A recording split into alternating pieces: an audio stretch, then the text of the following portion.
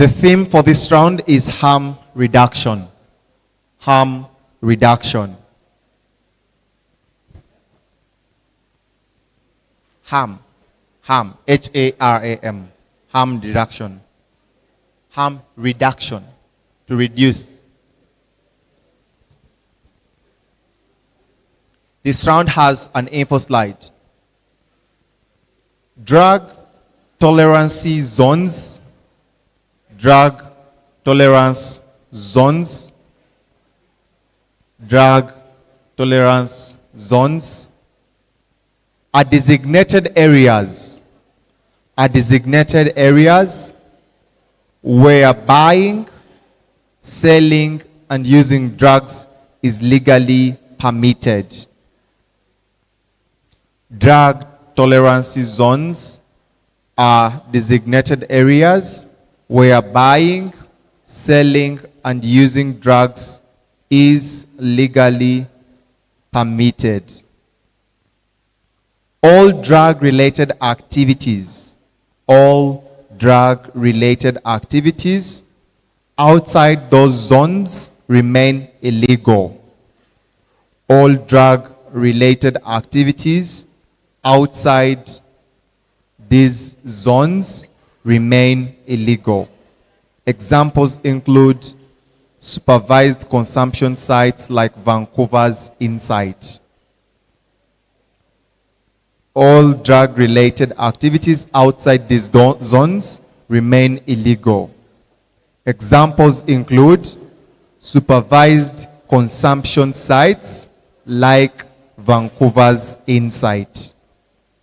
Examples include supervised consumption sites like Vancouver's Insight, I-N-S-I-T-E.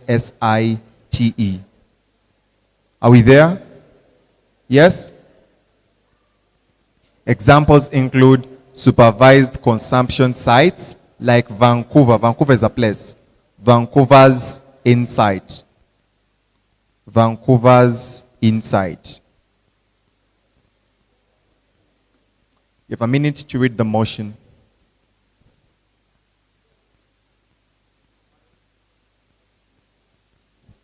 So the last time on the info slide, drug tolerance zones are designated areas where buying, selling, and using drugs is legally permitted. All drug-related activities outside these zones remain illegal. Examples include supervised consumption sites like Vancouver's Insight.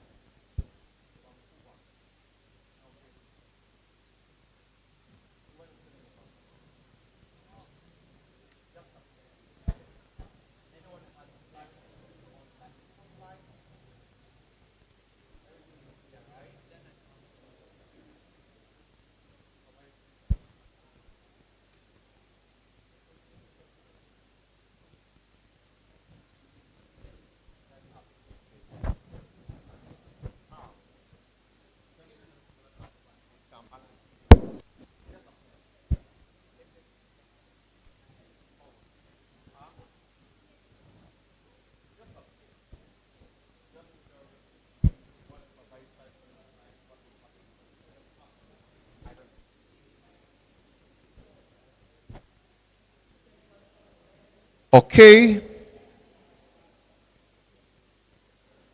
Prep is going to be done in the rooms. One team in one of the corners, the other in the other corners. Don't be tempted to use your phone. I will disqualify you because I can.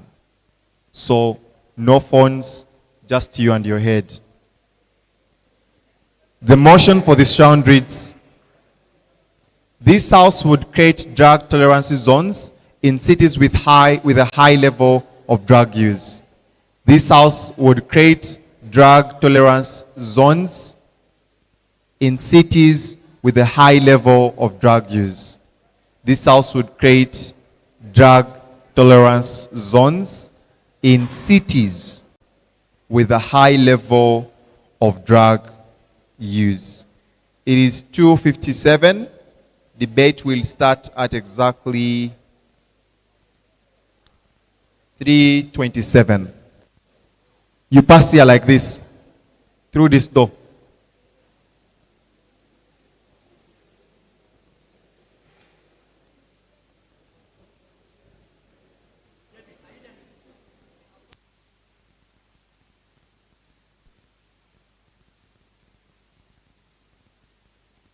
Thank you very much, Rin Josh Mabonga.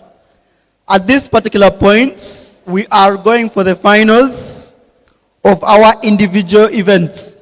We are going to start with storytelling, and then we'll go to news anchoring.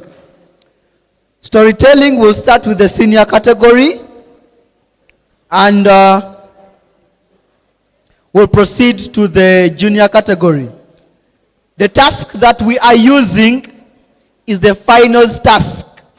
The finals task for all the categories. What does that mean? We are going to start the round at exactly 10 minutes past 3. That simply means you have around 12 minutes from now to prepare the finals task for each category. Again, will be a panel of 3 judges that will be in this particular round. So ensure that you give us your very best, because it is the final round. And it is from this round that we will determine the winners, first runners-up, and the second runners-up. In a very particular order, we are going to start with Murunji Adolf Ahumuza from Ntale School, storytelling category, and then we will have Chisembo from St. Andrew's Seed going in second position, and then in third we will have Muhereza Arnold from Bijera SS will go third. After that, we will have the primary category. We will start with Monique from Barara Municipal, then Daniela from Barara Municipal, and then Anna Abella from Koloma Primary School. Each, pardon? Anna Abella. Daniela, which school are you from? Atwongirwe. Daniela. Which school? Koloma. Oh, sorry. I'm going to change that. I'm going to rectify that. And then we'll go to the news anchoring. Each of you has 3 minutes to give us your stories. We'll start with the senior category and then the junior category. You have 10 minutes from now to prepare. Thank you very much.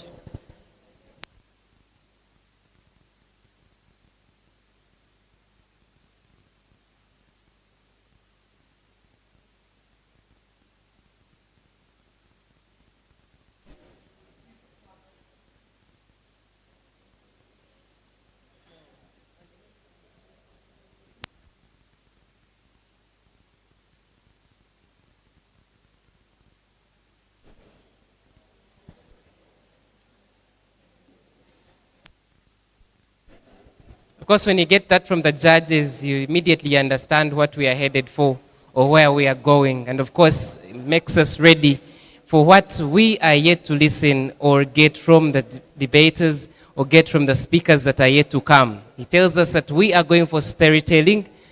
Okay, I'm just imagining how someone will tell a story and convince the whole world that he beats everyone in storytelling. I can imagine they are likely to be the people that grew up with their grandmothers and understand the concept of storytelling. That is what we are yet to see. And we can imagine how interesting or creative a story that wins today's tournament comes out to be very exclusive in a way that what concepts, I'm wondering what proverbs, what languages they'll be using for them to win this storytelling game. Yet, we are yet to see that. And I welcome you so much from your lunch break. I want to believe that you had a very interesting session during that break of cooling down, of maybe refreshing, of interacting those that debated quarterfinals, those that debated semifinals at the juniors level, and you understood maybe what made them win or why you didn't qualify. Maybe your moods have calmed down and you can now be okay watching other debates. The times I was debating, I and my friends, for example, David, whenever you lost, you couldn't find guts and confidence to watch other rounds because you felt judges were biased. Maybe you're not so good to watch others debate, and it would not encourage you. But at this level, I want to believe that you have gotten the guts and confidence to watch other teams win. Those that are, for example, going for semifinals, the storytellers that didn't make it to the semifinals and finals, I want to believe that we shall sit here together, watch people tell stories. I'm told that we have the best storytellers here. I'm yet to listen to that. So feel encouraged, go out to watch others. Don't just move out. If you're to watch around, you can see people have already started putting off their uniforms, because in football, when a player loses a match, maybe they will put off their jersey, maybe they will put off stockings and shoes. That is the spirit of sportsmen. So it is okay, and we understand that it is okay for them to be like that. So now I see judges are taking shape, and I will come. We are getting ready. Of course, David wants to be close to me and get another feel when we were in that room of 2018. David, how is sir? I'm doing well, sir. You okay? I'm very okay, sir. Remember the night of Friday? 2018. Yeah, I remember as if it was yesterday. As if it was yesterday. Yes, it was in the evening. It was the last round of the day. And we were versing each other. And we felt that we had won, but the judges told us we had lost. So do you also accept that if this debaters told you that judges are unfair, you accept them? I would say not really, because sometimes us as students, whenever you prepare for a round, I've been a debater all my life. Whenever you prepare for a round or when you're a patron, you're always focused on your side. That simply means you do not hear the other side. Okay? The judges hear both sides. But as a patron, as a student, if you're affirmative, you're focused on supporting, not opposing. So by all means, in your head, it makes sense that you won. But with all that, after 7 years, you have never accepted that you lost. No, I actually accepted that we lost. Thank you so much. I competent judge that we respect in this country, and he will take us through the storytelling session. He's a very good storyteller, I can affirm, in different languages. Welcome, David. Thank you very much, Adonia. All right, so I am here to make clarity on the task. Guys, we are doing the finals task. The task that is the finals, not round 2, not round 3, not round 4. We are doing the finals tasks for the individual events. You are aware we only did one round for the first, but now we are doing the finals task for all events. Is that okay? Let me hope that is very clear. I do not want you to bring your learners here, they give a different story for a different task, and then you complain that we are unfair. But even if they do that, we are going to judge them for what they have delivered. But for purposes of order, please, it is the finals task. Please and please. And lastly, I know because I have seen this, in the morning session, some of the learners were shy, they were shaking. But guys, even me the first time I was put on TV and I had cameras on, I was shy. But try as much as possible to be confident, okay? If you are feeling shy, you are not feeling confident, imagine everyone is your friend, that best friend of yours. So instead of looking at the audience, you are looking at your best friend. Okay? And always focus on what you are supposed to do. That will help you a lot. So at exactly 10, as I give Adonia a chance to enjoy and, talk to the people, we'll be starting our round. Thank you very much. Thank you so much, David. David, tell us your other name, please. All right. Very many people confuse my name. He was calling me Aniogo. The first time I went to the school where I am working, for the whole term, they wrote my name as Adungu. And I used to complain every time because I don't like it when people play with my name. However, the bursars, or the people that were in charge of finances, every time they would hand me an envelope that has Adungu, I would not complain because I knew it was money they are giving me. So me complaining meant that they might get pissed and not give me my money. But my name is Adungo. Adungo. Okay. Oniogo. Oniogo. David. Adungo Oniogo David. That's for everyone. For purposes of this tournament, we shall stop at David. Yes, we shall stop at David. Yes, Thank sir. you so much, David, for that, and we applaud you for the efforts that you're putting in to make this tournament colorful, and of course, very international, where we have had experienced judges that have done and have had a test of time to run this tournament from the word go up today. And it is one thing that has made this tournament very, very interesting, that we have not had so many complaints. Of course, David told you that a debater will never fail to complain, a footballer will never fail to complain of unfairness, but at the end of the day, we see the verge, or we see to what extent are the complaints coming. So we appreciate really the team that has been brought on board to do the judging and adjudication for this tournament. As I earlier said, we're getting back to the people.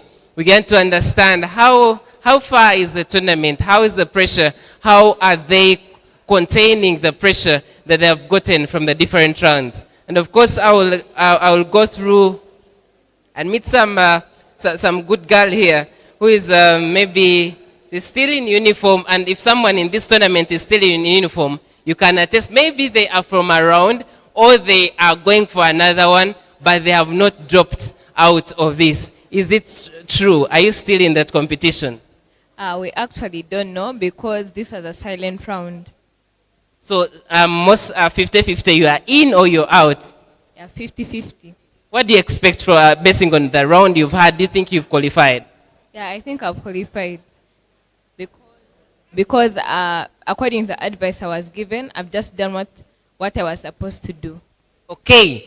She says that she believes she has qualified. That is the simplest trick I will use today. If someone is in uniform, just know that they are still in the competition. And maybe if those that have gotten tired of uniform and they are out of uniform, maybe in their casual, they are enjoying the atmosphere of this institution. Is another privilege of coming to a national competition. And this is what we're experiencing. Good afternoon, young lady.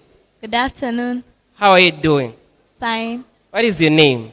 Kawachenga Goreti. Kavachenga. Are you still in the race? Yeah, I think so. You think so? So the pressure is just there. Yes. What do you expect from the judge? I expect the judge to be very fair and give the win to the right team. Do you think you're the...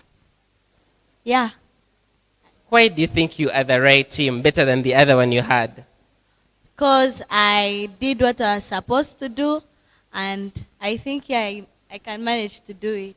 Okay, we are going to listen from the judge later on, and we pray that indeed you become the better team that qualifies for the next round. And as judges are preparing for this other final, of course, David calls it storytelling. What is unique with storytelling? The house will be quiet, the house will be silent, to understand what is that aspect that makes one win a storytelling competition, because in storytelling you literally cannot know whether it is right or wrong, or maybe what tricks one has used for them to win. And let me again meet this lady. Good afternoon.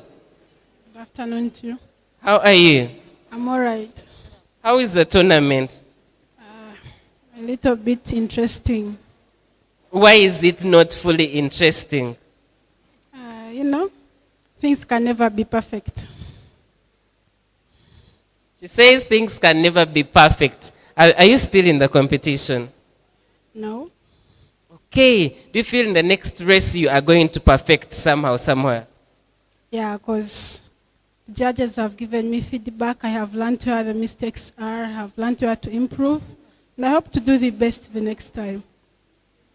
Okay, she hopes that next she will do better because she has gotten feedback from the judges, and that makes it, of course, a better way to learn, as any other debater can be or any other sports person can be. Once David is ready, we shall, of course, link straight to the final. Ladies and gentlemen that are viewing us or watching us, Revival TV, we are saying that now we are headed for a time of the final of storytelling, and the judges are ready. I've gotten a signal that they are taking shape, and they are going to usher us into the final of this year's storytelling at the National Debate Championship that has been organized by TDN, Teachers Debate Network Uganda. Please keep on, and we get excited on how this gets moving. Thank you so much.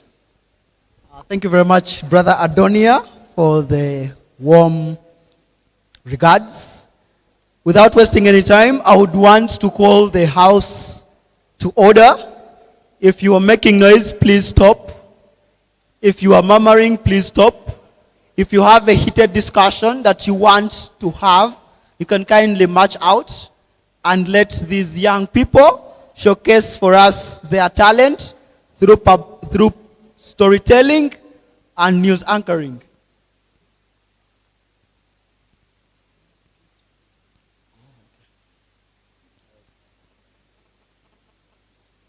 All right, as we head to our finals for storytelling, a few tips for our finalists. One, storytelling is unique because, number one, it needs to have a place setting. Where does the story take place?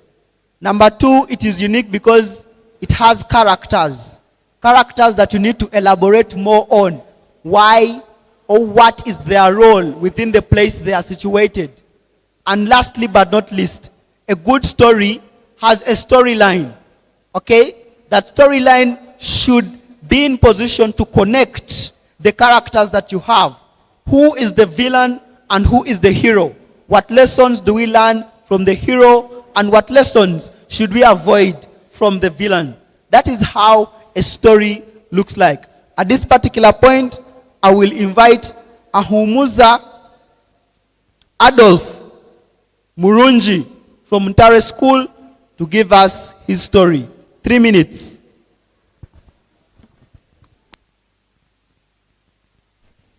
Before I start my speech, allow me to say I thank God for this wonderful day. It being my first engagement and making it to the finals, it's not an easy thing. They send a shout out to Ntale team for training me and my parents outside watching. I start my speech in TDN. I felt it when I placed my hand in the pocket. No sooner had I placed my hand in the pocket than I felt a necklace and a watch. On trying to look at them, I remember that it was something from my grandmother. At the back of my mind, I recall that my grandmother was like, my son, I'm going somewhere. But whenever you're engaging in something, always look at these things because you'll get your source of wisdom. This is your source of courage. Oh my God. I recall that this necklace and this watch made me lower my self-esteem.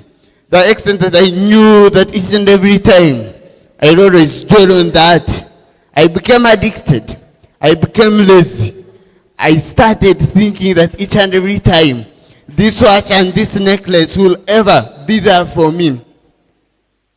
Time and time again, a person who was once a star in society, I became a nuisance because I didn't use my powers.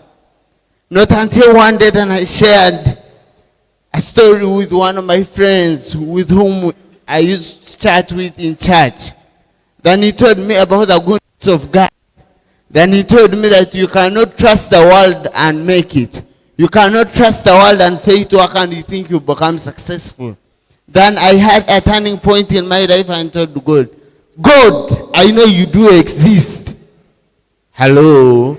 I told God, have mercy upon me. My friend advised me to always trust in the Lord, to get rid of the past, to get rid of the necklace and the watch, because that would ruin my reputation in society, because I was once a very powerful person in society, a person who used to trust in God, but because of the necklace and the watch, I lost value in society. My friend encouraged me to go for counseling sessions to different counselors. And when I visited the counselors, they told me, you can still make it. They gave me an option in life. They were like, you know, your past does not determine your future. They told me, do not relax. Stand up and get rid of those. Pray to God and you'll make it. And that's how I broke the cycle. Thank you very much.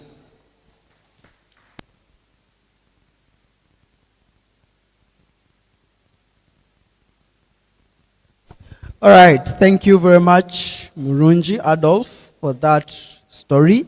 I'll just request the audience one more time. Please and please give us your utmost attention. Please, it is a humble request. Audience, there's a group behind there near the pillars. Thank you very much.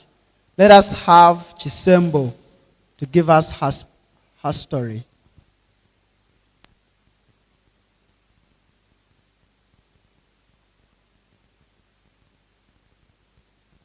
Before you start, feel free to tell us your name and your school.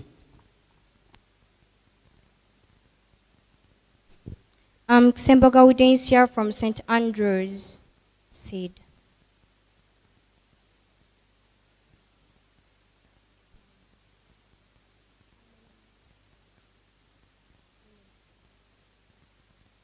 The family heirloom. I felt it the moment I saw how my dad treasured the magical, they said. They treasured it as a baby. I felt it the moment my dad smoked his pipe as he narrated stories about it. I felt it the moment my grandmother chewed tobacco and spit it in my mouth to chew up. I felt it from the moment that I saw the family necklace that had passed through generations. The generations from the great-great-grandmother now to me. The unsettling energy emanating from the watch and the necklace. The engraved messages on them. Don't let it take you. I sensed a feeling that there must be something wrong. Yes, indeed there was something wrong. I was wandering in my bedroom thinking, but the moment I touched the necklace, a vision from my great-great-grandmother who suffered opium addiction appeared. I was like, no, it's not the truth. I felt his pain. I felt his suffering. And I knew this was not my way to go. I sat in sorrow. I said, this is not who they meant to be. The strange messages from the family heirlooms. I realized they were not just family heirlooms. They were not just mere objects, but they had something in them, like a curse. A cycle to break. I realized that if I don't fight addiction, if I don't stick on them, I will be taken. Because that's when I remembered the engravement on the hair necklace saying, "Don't let it take you." I stood, fought, engraved another charm on the necklace saying, "Freedom," and a word on the watch saying, "Power in the resilience." I made my story. I began another path from there. I respected them and made my own way. That's how I escaped and broke the cycle.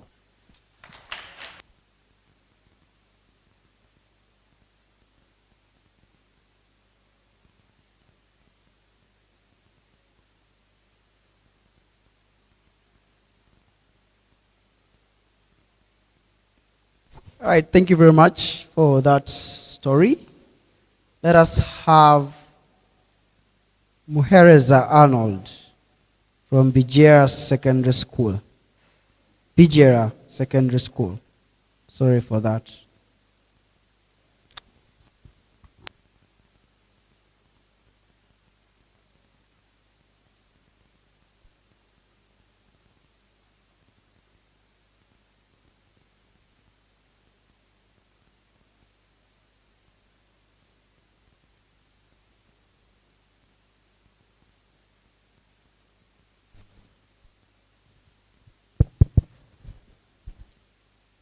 Good afternoon, members in the house. My name is Muhereza Arnold.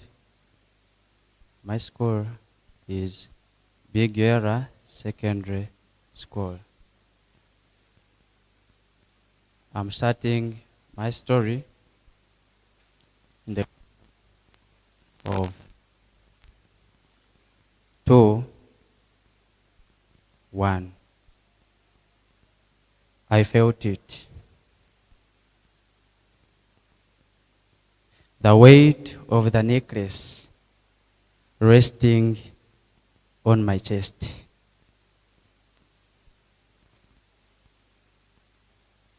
It's a cool metal,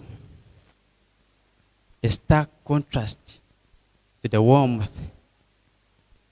of my skin. It was a heirloom passed down through generations. Alongside it lays a pocket watch.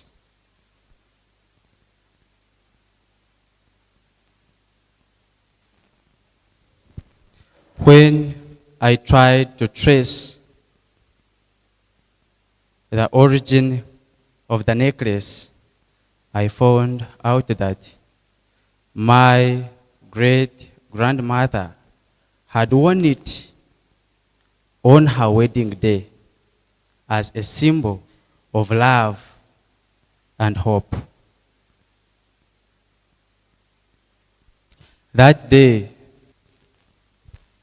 marked the beginning of the love of my great-grandmother. I traced the contours of the necklace, and I found out that it had to impact my grandmother. My grandfather's struggles consumed him, leading him ultimately untimely death. And I found out that the pocket watch belonged to my grandfather, who inherited it from his father after he died. He felt a victim to addiction.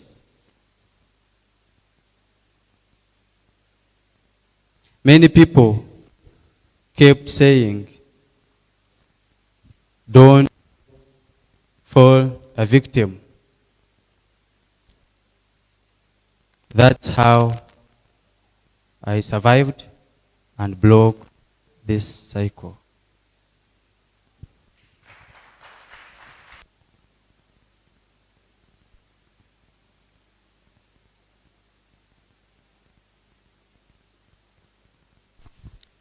Thank you very much for that story.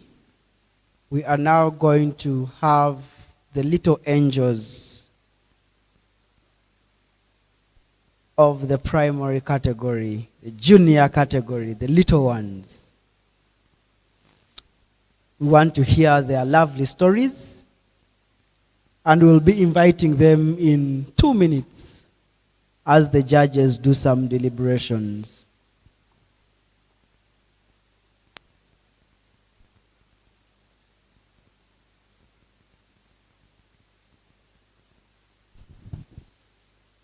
I want to get comments on how the stories were, whether they were expected local stories, but we just kept looking on, and I saw my brother here getting interested to listen to every story. He started from the other side. He kept on shifting. I will invite you to come forward. What a fear. Yes, Taferi is an interesting young man. How are you? All right. Are you okay? Yes. Very okay. Yeah. How are the stories? Amazing. Did you can listen to someone that can win this tournament on storytelling? Yeah. It keeps to you. Generally, comment on the whole competition as Otafiri. Was tight. I know you are a national champion at one point, right? Guru. You are a national champion in Gulu. So how have you learned that next time maybe you become better than this time round? I've learned that in case you've lost a debate, don't keep saying that they have cheated me, but you should learn from the feedback you've gotten. Wow, please a round of applause to Otafiri. I know judges are feeling proud about that, but it is the truth that every time you lose, it is not all about injustice. It is even you as an individual that there is a part. Maybe you failed to play best and you can learn from that mistake and next time you're better. Thank you so much. If I can get back the judges and we get back the junior storytelling sessions, which is actually the final at that. Yes, David. Thank you very much, Adonia, and I've liked the little boy's comment. I'm very proud and happy. All right, let us go to the storytelling category for the juniors. We're going to start with Monique from Mbara Municipal School. 3 minutes. Before you start, please mention your name and your school and any other shout outs that you want to give. This is the finals.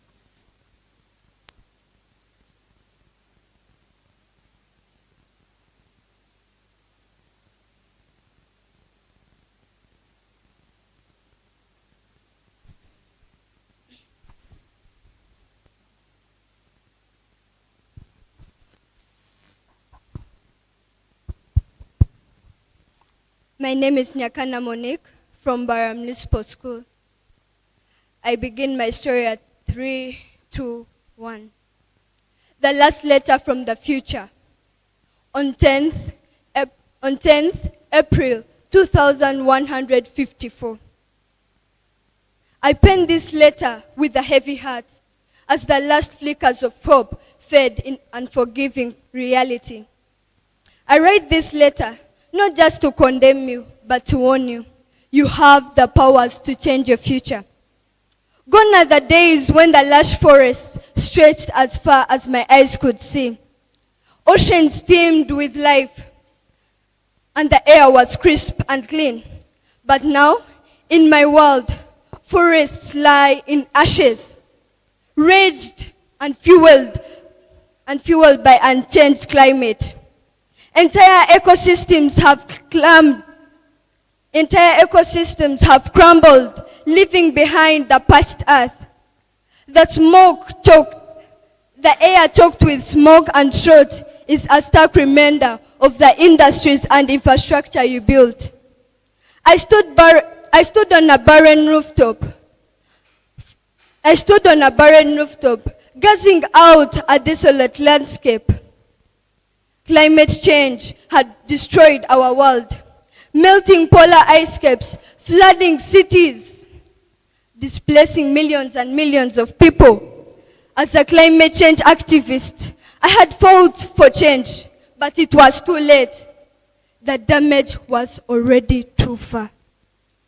Climate change refugees swarmed habitable areas, seeking shelter and sustenance. Governments struggled to cope, prioritizing the few privileged. I knew I had to write this letter. But amidst the harrowing landscape, it was not just nature alone that bears the guilt. It was you, those who prioritize convenience over conservation, those who prioritize profits over the planet, those who prioritize silence over actions. But you must awaken now. Stand up against the industries and practices that harm our planet. Advocate for local ecosystems. Restore what has been destroyed. For example, you cut one tree, make sure you plant 10. With deepest sorrow and abiding hope, Monique.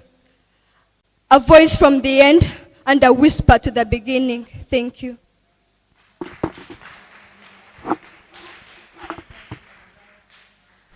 A bigger round of applause for her.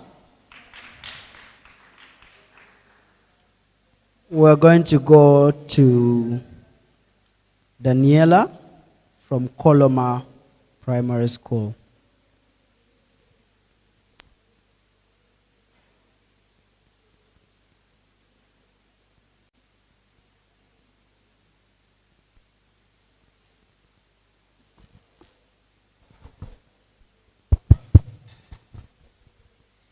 My name is Atonjere Asha Daniel, and I am from Coloma Primary School. I am a climate activist, and I am sad to say that our planet is in big trouble. Climate change has hurt the earth so much that it is hard for us to fix. The air is thick with pollution, and the oceans are filled with trash. The ice at the North and South Pole is melting, causing the sea levels to rise.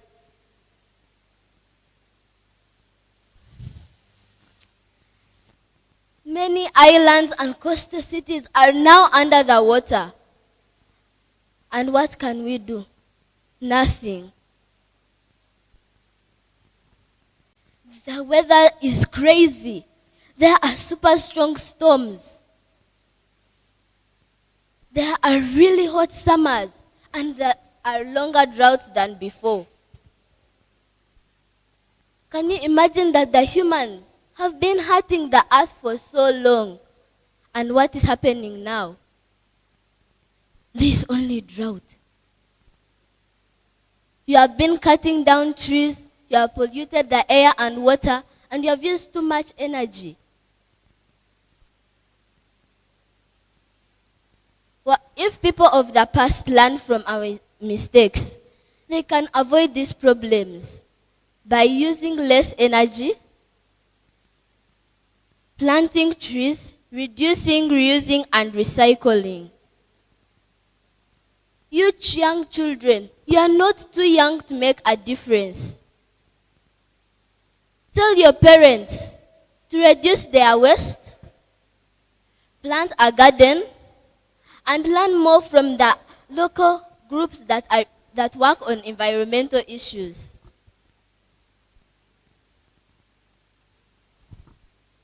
We can still make a difference if we join hands, work together, and save our planet. Let's take care of our earth so that it is healthy and happy for the generations to come. We can make good choices. It's not too late. Let's make good choices to make the earth thrive. I know we can all do it with mighty hands. Thank you.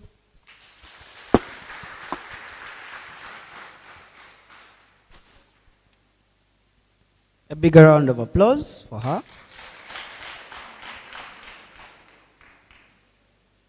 These stories want to make me cry, but I will not cry. I am a big man. I will not cry. I will not cry. All right. Ahawe Anna Abela, Koloma Primary School.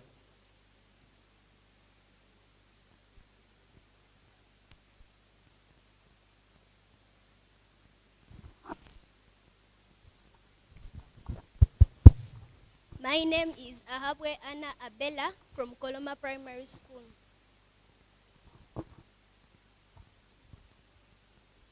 The last letter from the future. I'm writing to you from the future that's both heartbreaking and hopeful. Climate change has destroyed our world, and we are seeing the negative consequences of human actions. Imagine the air is thick of pollution. The oceans are overflowing with plastics. Imagine the weather is more extreme than ever. Rising temperatures have melted polar ice caps, causing sea levels to rise and flooding coastal cities. Drought has once turned lush lands into deserts, and forests are burning at an alarming rate.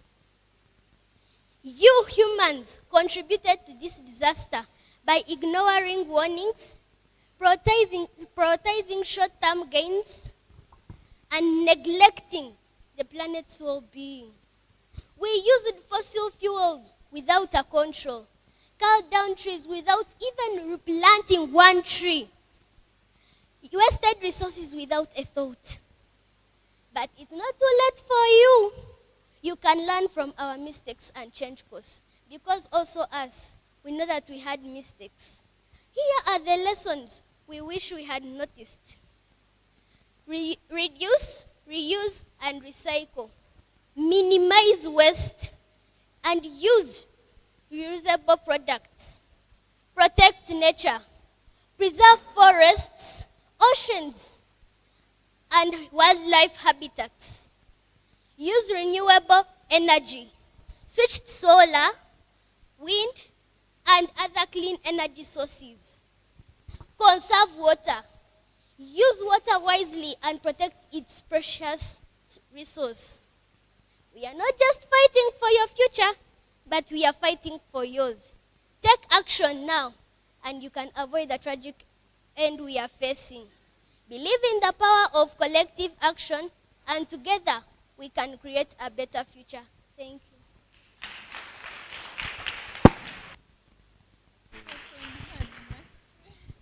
A bigger round of applause for her. People, these stories make me feel like I should take action immediately. Please give a bigger round of applause for our beautiful storytellers of the primary section. So wonderful stories. At this particular point, I will invite you back, Adonia. The judges will step out to do deliberations. In the next 10 minutes, we'll come and have news anchoring finals. Thank you very much. Okay. You guys, I have another round of applause to our storytellers. This was very, very interesting. I would listen to the voices, but at the end of the day, turn around to look at who is telling this story, because it's beyond imagination of the age they have and the stories they can tell. I am wondering, okay, where are we headed? of course, it is for better. And I appreciate trainers, the patrons that have put in those efforts to have exclusively well prepared and creative stories that are on point and can really pull out the theme of this entire tournament. Now, of course, judges have asked for 10 minutes. I will go around still now, giving us how do we see these stories moving. I would have called Otafira, but he has been from here. I will call the young girl that told a story. The young girl that told us a story. We want to get it from her, whether it is really from her own mind or it has been prepared. You know, these days we have AI. It gives you a touching story. And everyone is like, okay, this story is indeed professional. Good evening. Good evening, sir. How are you? How are you? I'm fine. What is your name? Atonjire Asha Daniel. Daniel. Daniela or Daniel? Daniel. Daniel. Okay, which school? Coloma Primary School. Coloma Primary School. I think I have heard of Coloma. It is within Bara. Yes, it is. Which class are you? Primary 6. Okay. Please stand here. Okay, which class are you? Primary 6. Okay, this is interesting. And please a round of applause to Danielle. She's in P6 and she's telling very interesting stories. Why do you like storytelling? Because I feel passionate for it. Are you the one that created this story or someone wrote it down for you? I created part of it, then my teachers helped me to make it more better. Wow. So you came up with the original ideas of what you wanted to talk about? Yes. Wow, that is Danielle. How do you feel? What do you feel that storytelling will help you achieve? I think if I continue with my career, I'll be able to get more money to continue with my studies. Okay. Anyone viewing us, this is Danielle, and she has a very interesting story that if she continues with her, she calls it a career or her passion or storytelling, you never know, it might fund her education. So anyone interested, please, call, she's here, she's in P6. Okay, so do you feel that you're likely to win this race? Yes, I do. What gives you the confidence? Because what the teachers have been telling me to do, I think I have done it to my best, and I think if the judges really see that, I can win this. Please, please, please. Let's clap for her again and welcome her story. Her story. I wish you good luck, and we hope that you break to the final. May you go through the best. Thank you, Danielle. She's from Coloma, and she has a very good, touching story. Please step forward for us, because now you see the podium and us, we are now limited. Hi. Hi, How are you doing? I'm okay. You okay? What is your name? Ahabwe Anna Abela. Ahabwe Anna Annabella. Which class and which school? I am in primary 4 and I come from Coloma Primary School. Now I want to know what special thing is with Coloma and storytelling. She's just in P4. Do you get a time and sit down, teachers start telling you stories? Yes, Okay, what do you pick from those stories? I pick that if we continue advising people not to cut down trees and continue in these climate change processes, we can become famous people and we can learn a lot from those stories. So who taught you storytelling? Is it your grandmother? My grandmother.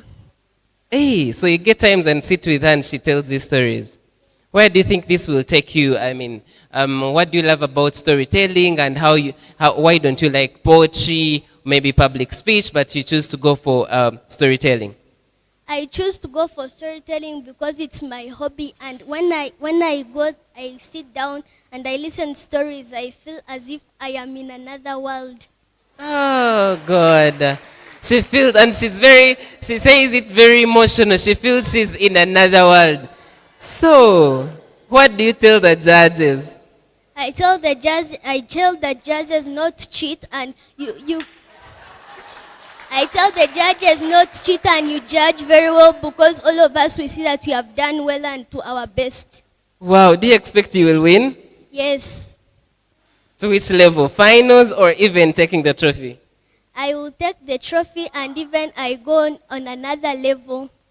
Please create other levels for her. Please, thank you so much. I wish you all the best. Judges, you're going to give us, you see what she has said, please. Judges, don't cheat, be fair, and she hopes that she's going to win, and because other people have really showed. We are 3 judges.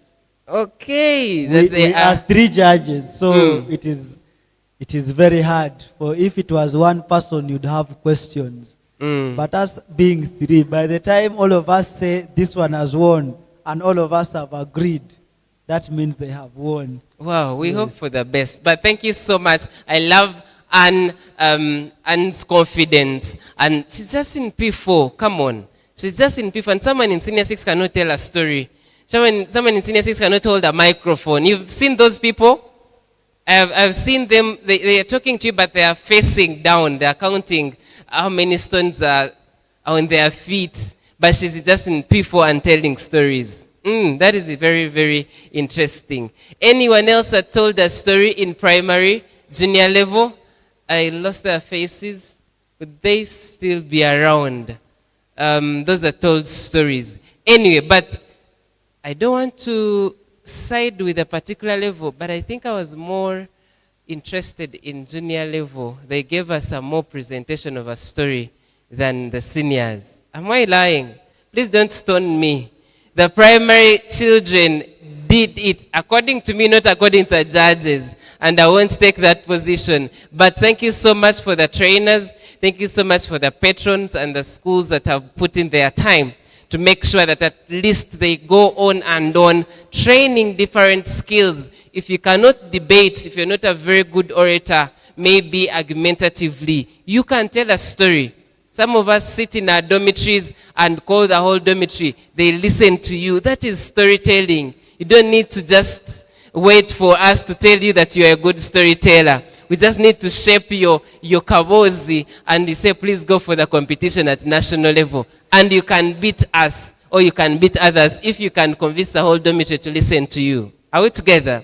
So those are different skills that are being developed in this national tournament that we are having tonight. And if I told judges are ready, I'll get a signal from them, and we get to know who indeed heads the final lap of this highly competitive storytelling competition and other spheres or faculties that we are having in this race. Of course, he gives me a signal and tells me they are ready. I will immediately head to the judges, led by David. Thank you so much. All right, thank you very much, Brother Adonia, for that. We are going to the finals of news anchoring. For each category, we had 2 participants. And we will start with the senior category. We will start with Ainemani Jordan Emmanuel from Ntale School. Before you come on stage, and then we'll have Wamani Igan from Bijira SS.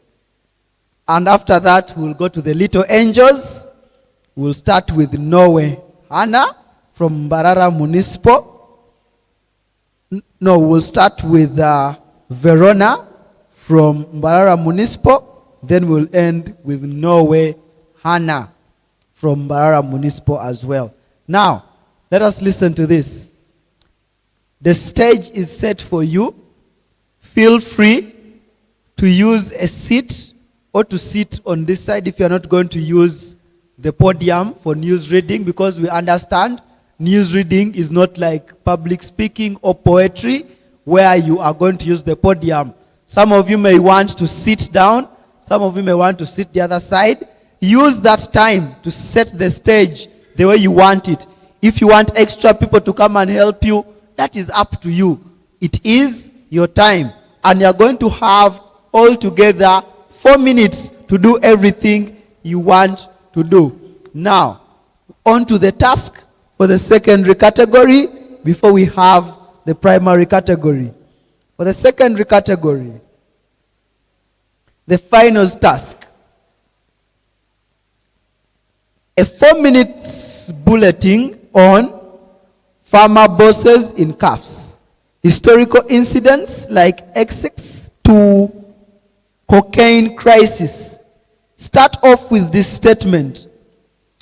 From boardrooms to courtrooms, farmer kingpins face the first ever criminal charges in the cocaine epidemic. Now, listen. Listen and listen attentively. You are only 2. However, I'm giving you instructions. The task is saying, start off with this statement. It doesn't say, start off with, hello, my name is Adungo David, reporting live from BBC TV. No. You can have that statement, those interludes that you want, after giving us that beginning statement. Is that clear? Let me hope that is very clear. And then the task for the primary category is make a 4 minutes bulletin about corporate green lies unmasked, fossil fuels, titanium busted for fake net zero promises. It doesn't have anything like introduction or conclusion. So feel free to do whatsoever you want if you're for the junior category. That being said, if Adonia is set, yes, you can use any. Adonia is set, we are set. Let us welcome Emmanuel from Ntale School. Before you start, feel free to tell us your name and also feel free to tell us your school and give any parting shots. You can thank your parents who are watching. You can thank your teachers. You can thank Adonia for being very smart. You can thank anyone else. So feel free to do it before you start. And make sure you enjoy yourself because we are here to learn and to enjoy ourselves. I would request the audience, as always, to give me their utmost attention. Over to you, Emmanuel from Ntale.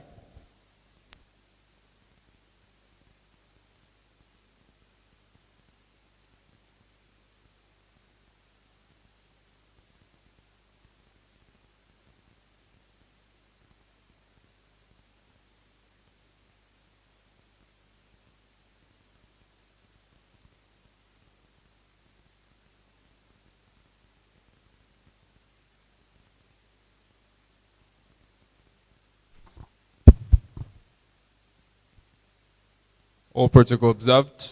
A very lovely good afternoon to you, our dearest viewers, the parents present, the patrons, and everyone around. My name is Emmanuel Jordan. I'm Amani, and I'm in Ntale School, Senior 6. I'll be doing news anchoring for the senior category.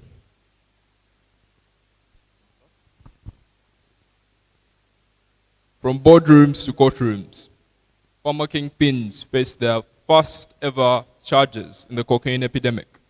Yes, former bosses are in cuffs. Historic indictments say that historic indictments say that execs are linked to the cocaine crisis.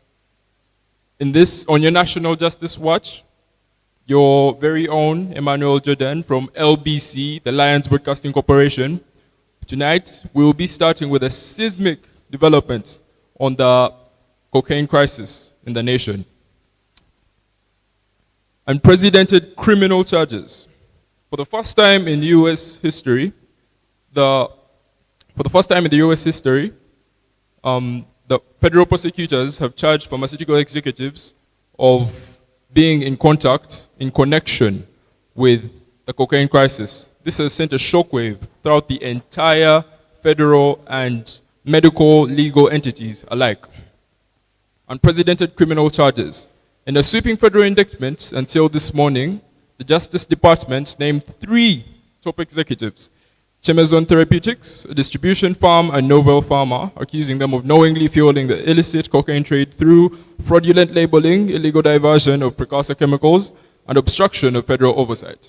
U.S. Attorney Elena Carrillo said in a press briefing that this is not a case of negligence.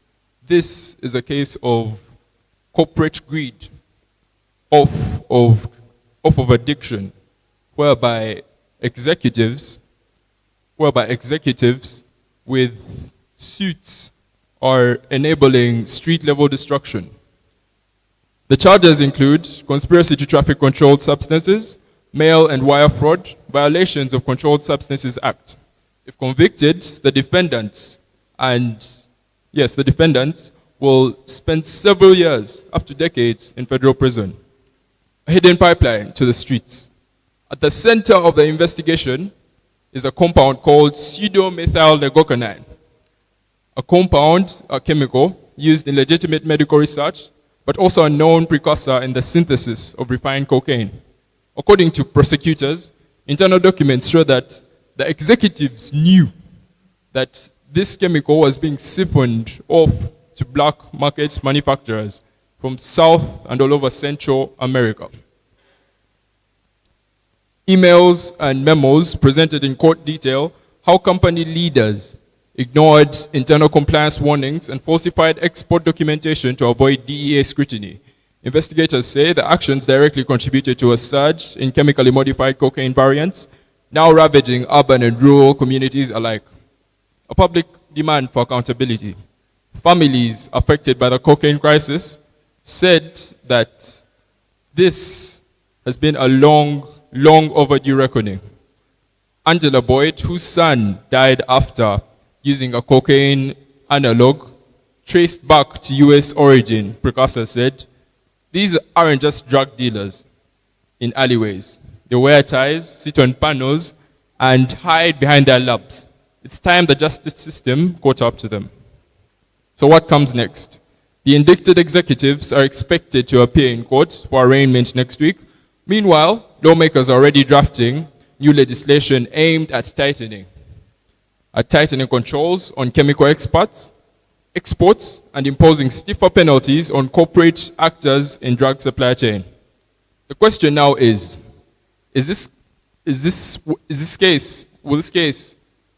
the question now is whether this case will open the floodgates of prosecution or whether it will be remembered as a one-time anomaly. This landmark indictment sends a clear message that in the America's epidemic cocaine war, no one is above the law, not even the pharma elite. That was your National Justice Watch. Stay informed. Justice is on the move. I remain Emmanuel Jordan of the LBC, the Lions Broadcasting Corporation. Thank you very much.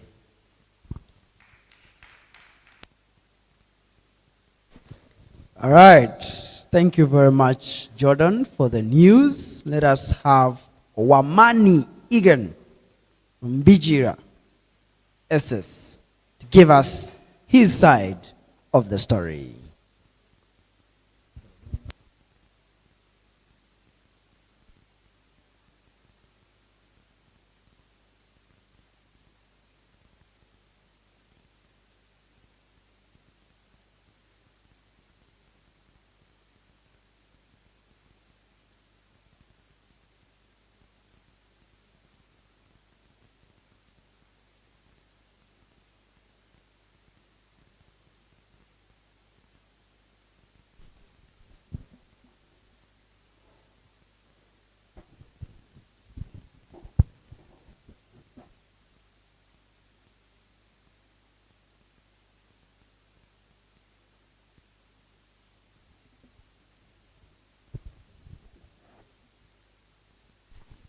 Hello everyone, my name is Oman Egan from Bijera Secondary School. I'm the news anchor of today's session.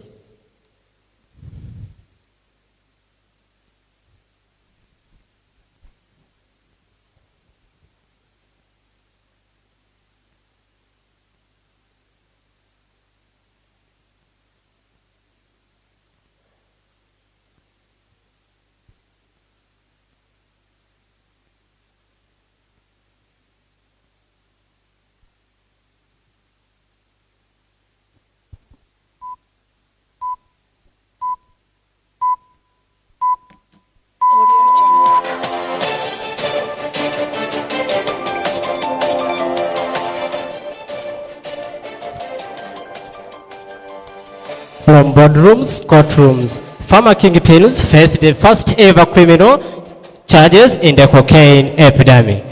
Today is Tuesday, 6 May 2025. Good evening and welcome to our special break. Today we are reporting on a landmark development in the fight against the cocaine epidemic of pharmaceutical executives facing criminal charges for their alleged roles in the fueling the crisis. This bulletin is brought to you by Mr. Oman Egan on 91.2 Crazy Express FM, found in Bomas Building in Barara City High Street. Let's dive into the details. In a groundbreaking move, the pharmaceutical executives have been indicated on charges related to their involvement in the cocaine epidemic.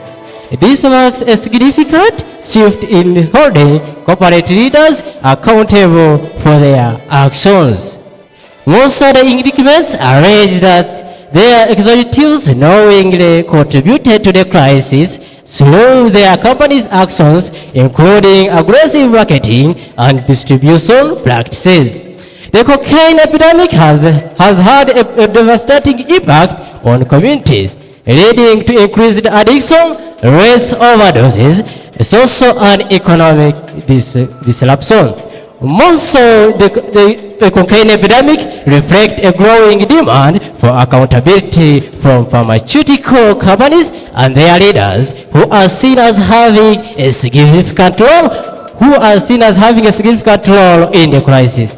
The implications of the cocaine epidemic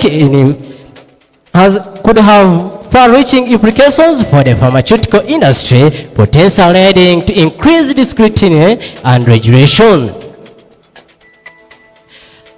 Most of the cocaine epidemic sent a strong message to pharmaceutical executives that they will be held accountable for their actions and the impact of their company's products. The case will now proceed through the court system, with the executives facing trial for the charges brought against them. The industrial response on the cocaine epidemic is likely to respond to those potentially leading to changes in practices and policies. As this historic case unfolds, it will be closely watched by both the pharmaceutical industry and those affected by the cocaine. The outcome could have significant implications for how companies operate and are held accountable in the future. That's all for our today's bulletin. Stay tuned on our FM. More bulletins are coming at 5 p.m. Don't touch on your dial. My name is Oman Egan.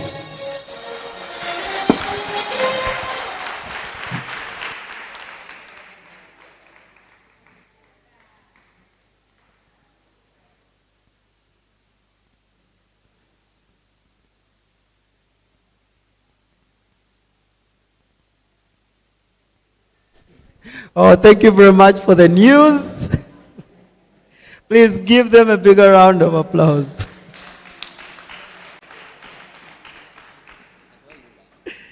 All right, this particular point, we are going to go directly to the primary category without wasting any time, so that we can enjoy everything at once. I see Adonia giving me a thumbs up. Yes, sir, I got you covered. So let us start with the junior category, and we are going to invite Verona to read for us her news. I think I would also make a good news reporter. The latest news, TDN Nationals ongoing, and we're headed for the finals of news anchoring. Students from all over the world. Okay, let me stop there. Please, whenever you're ready.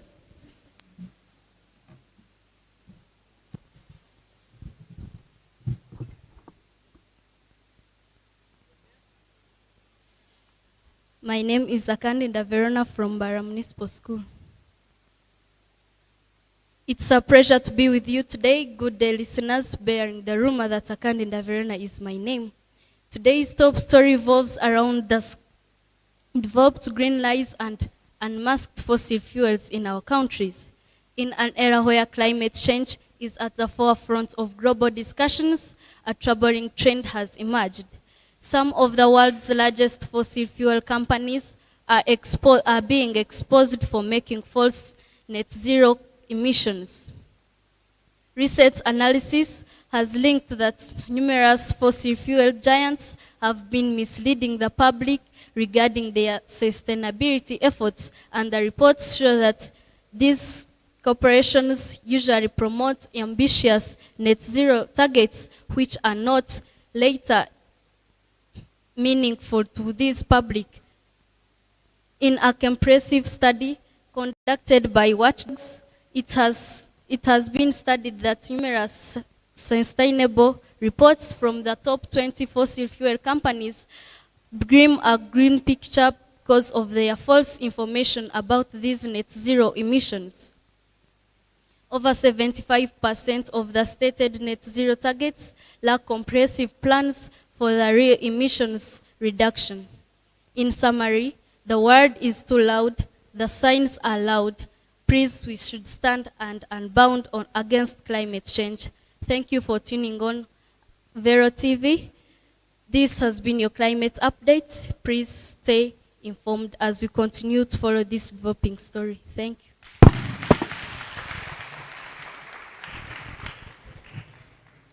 Climate update, Vero TV, and the rumors are true, you are called Veronica. Okay. Let us have Norway. Is it Norway? Norway Hannah from Bara Municipal to read for us the news as well.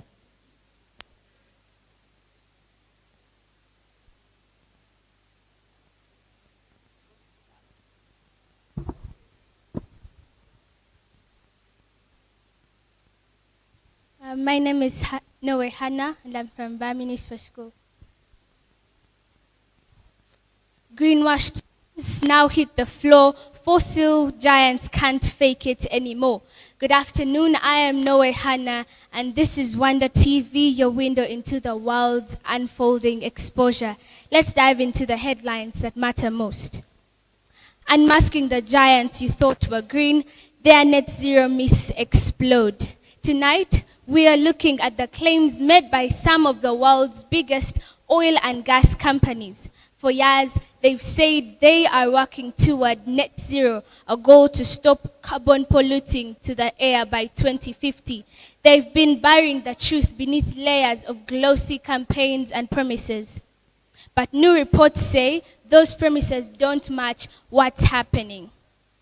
Major fossil fuel companies have been promoting green initiatives while continuing to invest in oil and gas, with many of their so-called net zero plans criticized as vague or ineffective. In some internal mails, company leaders admit they are not doing as much as they claim. One message even said, "We can't afford to be honest about how little we are doing." That raises serious questions. Scientists say we need strong, honest action to slow climate change. When companies make big promises but don't follow through, it delays progress, which we urgently need. The good news is people are paying attention. Governments, courts, and communities are starting to demand real action, not just words. And that pressure is starting to matter.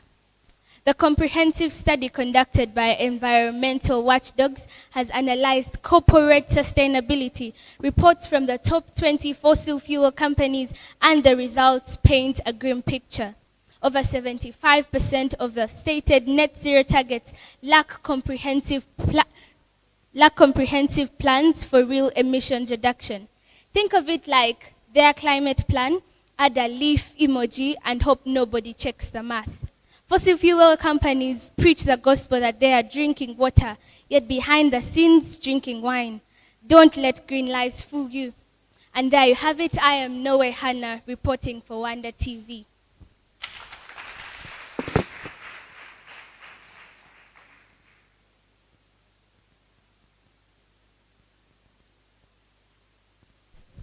All right, a bigger round of applause for all our participants for the speech categories. At this particular point, the judges are going to go out, deliberate, and then the next time you're going to see us is in the evening when we are going to have our finals for public speaking and poetry, senior category. Trust me, there's a plot twist when it comes to public speaking, and you'll know the details when the right time comes. Thank you very much. Over to you, Adonia. Okay, thank you so much, David. And I think we are headed for better. Any media house that is really looking for news anchors, you could take this as a spotlight area for you to look out for whom you can nurture, whom you can mentor, whom you can bring up, and they can become your future news anchors. Who knows?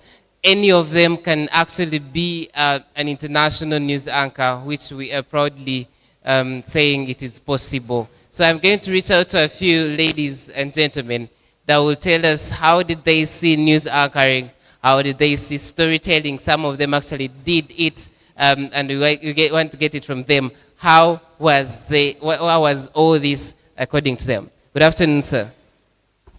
Good afternoon to you. How are you doing? I'm doing good. A comment one or two on storytelling and news anchoring according to how you've seen them. Okay, everything was okay according to the participants, how they presented and how we were being trained by their patrons. Thank you. Indeed, that was a bit of one thing that we saw, that there was an art that was used by the participants, and you could see that indeed was a patron's hand, someone who trained and told them, do this here and there, and you never know, you can reach out to the finals, which they have done, and we are waiting. And I will look at this lady. Good afternoon. Good afternoon, sir. How are you doing? I'm doing good. Please comment on the news anchoring and the storytelling that you're from right now. How did you see them? For the news anchoring, the primary kids are doing it better. And then for these people that are adding in the techniques of, like, those people imitating how those news anchors do it in real life, they are really doing it good, and it is all good. Okay, she has already said that what people are doing is outstandingly well, and you never know, that can add a mark to them. I don't know, because I am not a judge, and I don't know what judges are looking for. I am going to the people that have been watching, and I've not seen them participate, but I've been watching and supporting different teams, and they're going to tell us how they have seen this entire tournament. Hi, lady. Hi. Good afternoon. Good afternoon. Are you well? Yeah. How do you find this whole tournament, and what makes you feel like yesterday you were here, up today you have to come back and continue watching these debates and public speech? In my personal analysis, this thing is really competitive and it's fun, so it keeps you wanting to get more and more. Okay, you've seen news anchors here, you've seen storytellers, you've seen young ones, P4, P6, doing a great work. What is your comment on all that? It is really amazing, and it is promising that they will become something better in the future. Would you do the same? Yeah. Okay, I will wait. We shall have a competition for the onlookers, and we shall see who takes it. And trust me, I'll be the judge at that level, and I'll be there to see and witness how it goes. I will again go to you. Good afternoon. Good afternoon, sir. How are you doing? I'm good. You've been here from yesterday up today. What makes this, I know you've seen very many tournaments. What makes this an exclusive or an interesting tournament that you feel you need to come back day in, day out?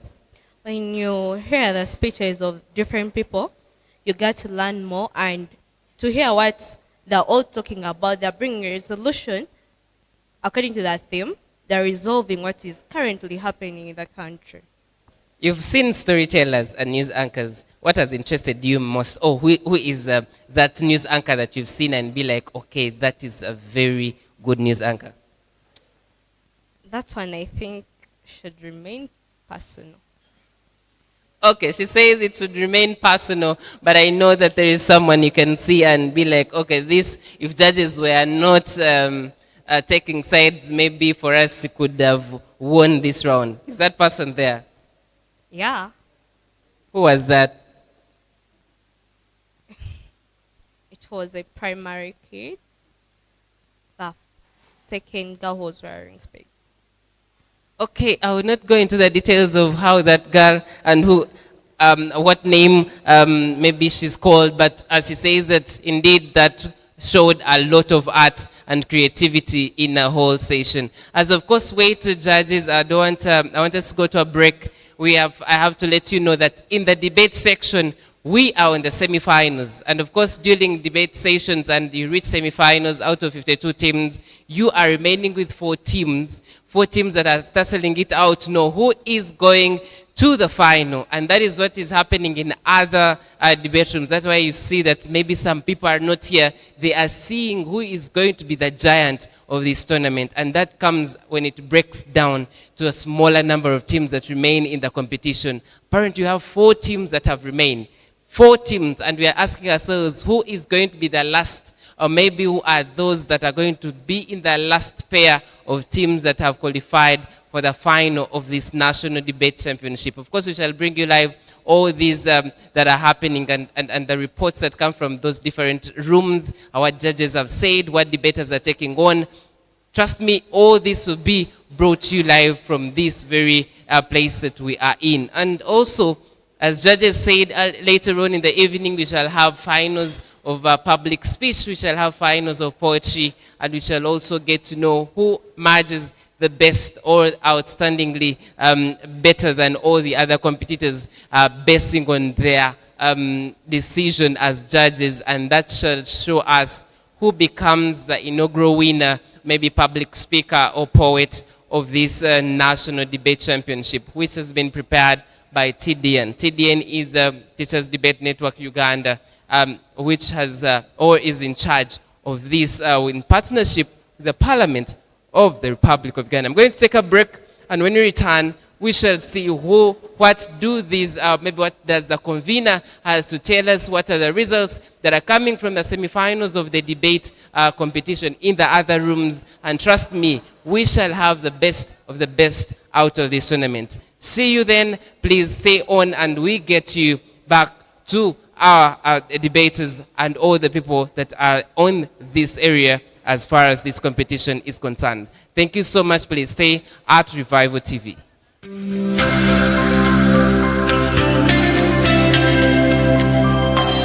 Revival TV, amagarum wijwire.